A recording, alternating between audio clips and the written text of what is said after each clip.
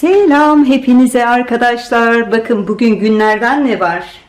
Bugün mikrodalgamın temizliğini yapacağım. Ayda bir defa yapmış olduğum temizliğimi de sizinle paylaşacağım. Bakın şimdi görüyor musunuz? Aman iyi ki beni de görmüyorsunuz çünkü o kadar perişan gözüküyorum ki. Faydalı olabileceğini düşündüğüm bir video çekmeye karar verdim. Bu da mikrodalgamın temizliğini nasıl yapıyorum adlı bir video olacak. Şimdi şöyle şuraya bir basayım. Bir açıp göstereyim mikrodalganın içine. Bakın bir aydır temizlenmedi bu. Hazır temizleyecek olunca da sizlerle paylaşmak istedim. Öncelikle şunu bir paylaşmak istiyorum. Bu kapağı ben IKEA'dan aldığım bu mikrodalgalar için özel üretilmiş.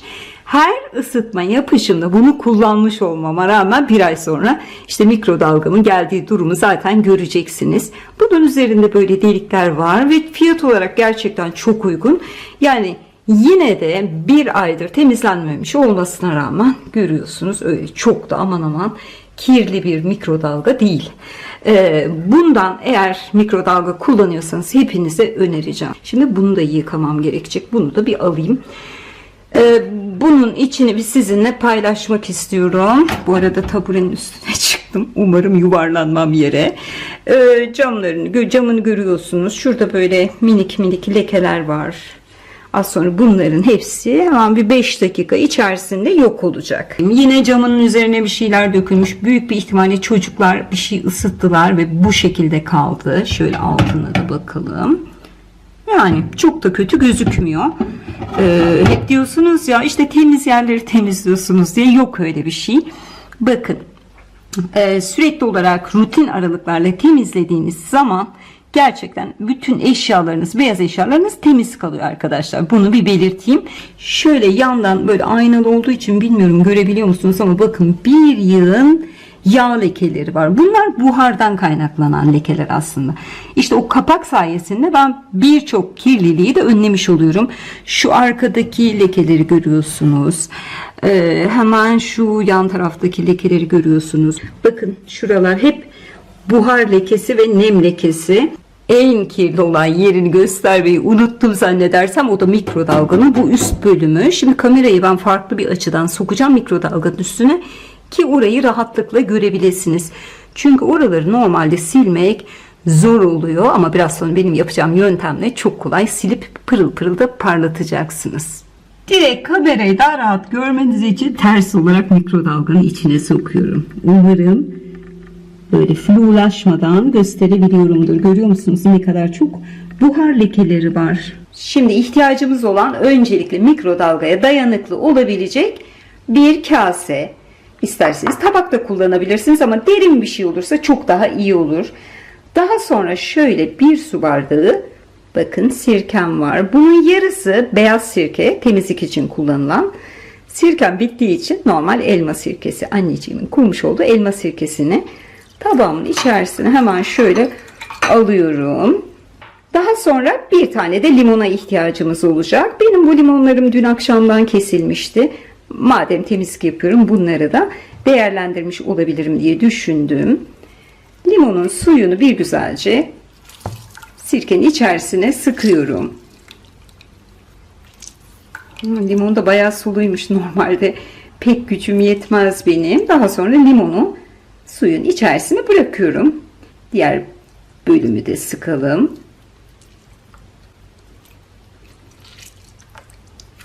Çekirdekleri kaçtı ama problem değil. Evet, aslında yarı yarıya biraz da su ilave edebilirdim. Ama kasem oldukça doldu. Şimdi bunu götürüp mikrodalganın içerisine yerleştiriyorum.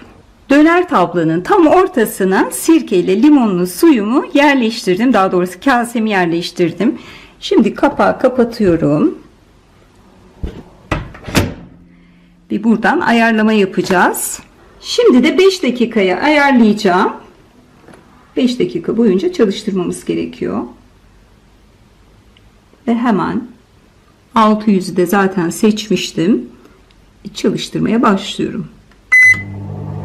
5 dakikanın sonunda şimdi kapağı açıyorum.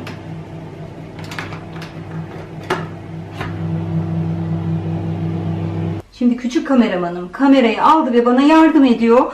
Bu tabak çok sıcak olduğu için mutlaka bir tutaç ile tabağı alıyoruz. Şimdi de sadece suyla sıkmış olduğum nemli bir bez ile hemen kapağına başlayarak içerisini bir güzelce siliyorum. Yani çok fazla bastırmanıza bile gerek yok. Hemen anında ışıl ışıl olduğunu göreceksiniz. Bu bezimi tekrar sıkıyorum ve içini siliyorum. Tabii içini silmeden önce hemen bu dönen cam mekanizmayı alıyoruz.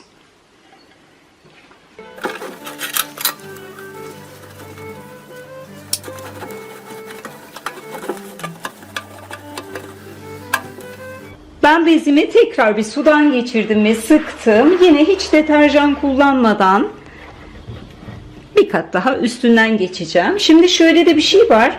Şimdi düzenli olarak yaptığınız zaman böyle pırıl pırıl kalacaktır ve temizlemesi kolay olacaktır. Ama birikmiş inatçı lekeler varsa biraz böyle süngerle ovalamanız gerekebilir. Benim görüyorsunuz pek ihtiyacım olmadı. Çünkü hemen tek silişte zaten bütün lekeler çıktı. Son olarak biliyorsunuz benim böyle sadece su ile temizlik yaptığım bezlerim var. Bu Silva'nın bezi bu arada. Ama en iyisi hangisi derseniz tabii ki Petra'nın bezleri. Yine de bu da gerçekten bütün ihtiyaçlarınıza cevap verebiliyor. Bununla son katını sileceğim ki su lekesi, bez lekesi kalmamış olsun.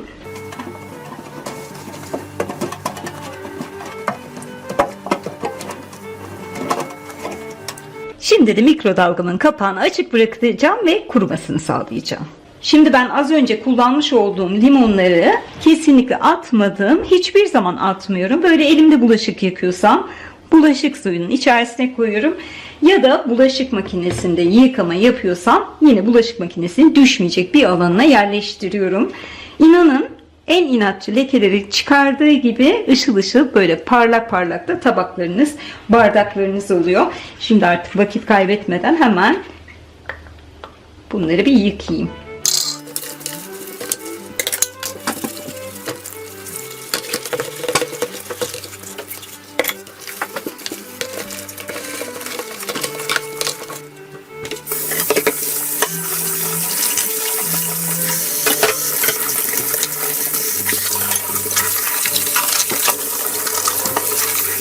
Şimdi mikrodalgamın dış yüzeyini temizleyip temizliğimi tamamlayacağım. Yine ben burada bu az önce görmüş olduğunuz iz bırakmayan bezimi kullanıyorum. Sadece su ile sudan geçirdim, bir güzelce sıktım. Şimdi artık mikrodalganın şu ön bölümünü, işte genelde parmaklarının çok fazla dokunduğu bölümü bir güzelce silelim.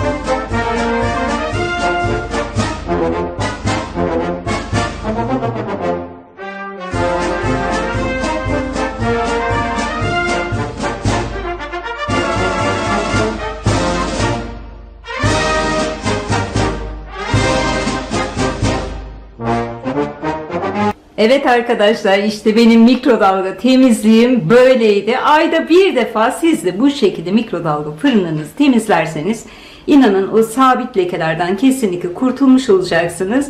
Böyle çok kısa bir sürede de hemen temizliğini sağlayabileceksiniz. Kim der ki bu mikrodalga fırın 5 yıldır çatır çatır kullanılıyor, görüyorsunuz. Işıl ışıl ve pırıl pırıl oldu. Bir tane dahi buhar lekesi kalmadı ne camında ne içinde. Zaten bir öncesi sonrası yapacağım. Muhtemelen bu videonun bu aşamasına kadar yapmış olacağım. İşte böyle merak ediyorum. Yani böyle kısa kısa temizlik tüyolarımı sizlerle paylaşmış olmam hoşunuza gidiyor mu? Ve bu şekilde ara ara videolar yapmamı ister misiniz? Bu birinci sorum olsun size. Bir de tabii ki sizin mikrodalga temizliğinizi ben de merak etmiyor değilim. Onu da videomun altına, videomun altına yorum olarak yazarsanız mutlaka okuyor olacağım. Evet, şimdilik artık videomu sonlandırıyorum. Bir sonraki videoda görüşmek üzere. Kendinize iyi bakın. Böyle ışıl ışıl kalın, sağlıcakla kalın ve hoşça kalın.